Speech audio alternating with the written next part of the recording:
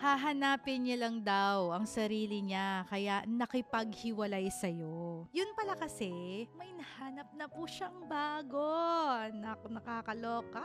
Siyempre, ikaw naman, naiintindihan mo kasi ganyan ka eh. Maunawain, marunong maghintay, marunong umintindi ng proseso. Pero habang ikaw naghihintay, may iba na pala siyang hinahanap. Hindi sarili, kundi bagong kausap. Bagong ka-flirt, bagong source of kilig. And sa totoo lang, wala namang masama sa paghahanap ng sarili. Pero, kung totoo kang tao, di mo iiwan yung taong nagmahal sa'yo ng buo habang nagsusoul searching ka. Diba? Ang hanap mo pala hindi peace, kundi next. At ang iniwan mo, taong willing sabayan ka sa dilim. So to those who got left behind by someone finding themselves, please, wag kang mag-guilty. Hindi ikaw ang nawalan. And next time, just be wise, be kind, but don't fall for words na pang-scam lang pala. So yun, may mga tao talaga na hahanapin lang daw ang sarili pero naghahanap na pala sa iba ng source of kilig and kung ano man. Alam ninyo, ito ang reality. Lahat naman tayo talaga at one point or 2 points,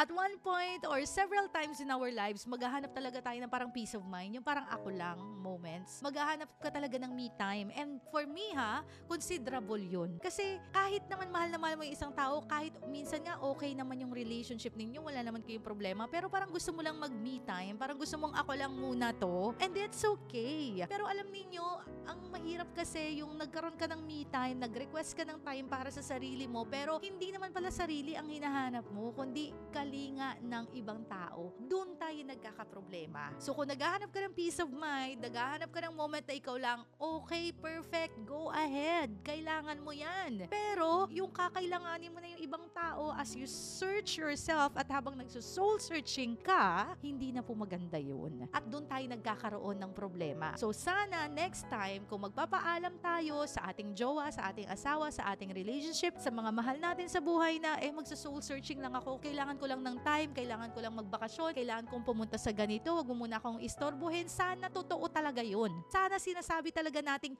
me time yun. Hindi yung time pala yun para humanap ka ng ibang tao na pupunan yung palandian mo. 'Di ba? So sana po sa ating lahat, no, ang me time is okay. Pero wag nating gamitin yung me time as an escape to find another person and hurt that person who's been waiting for you. Remember that. Habang nagbi-me time ka, habang hinahanap mo yung sarili mo, sana alalahanin din natin na may isang taong naghihintay sa ating bumalik. May isang tao na naghihintay sa atin na panindigan siya. May isang tao na kahit gustong-gusto niya nang bumitaw, hindi siya bumibitaw kasi hinihintay ka niya. Sana intindihin din natin yun. Hindi yung gusto mo lang maghanap ng ibang tao pero hindi natin iniintindi yung isang tao who's been waiting for us and let us go. Hinayaan tayo na magkaroon ng time para sa ating sarili habang siya naghihintay at nag-worry para sa iyo. Come on. If we want time for ourselves, then be it. Have time for yourself. Hindi yung nagkaroon ka ng time para sa sarili mo at para sa ibang tao para lumandi ka at para i-complicate mo yung mga bagay-bagay.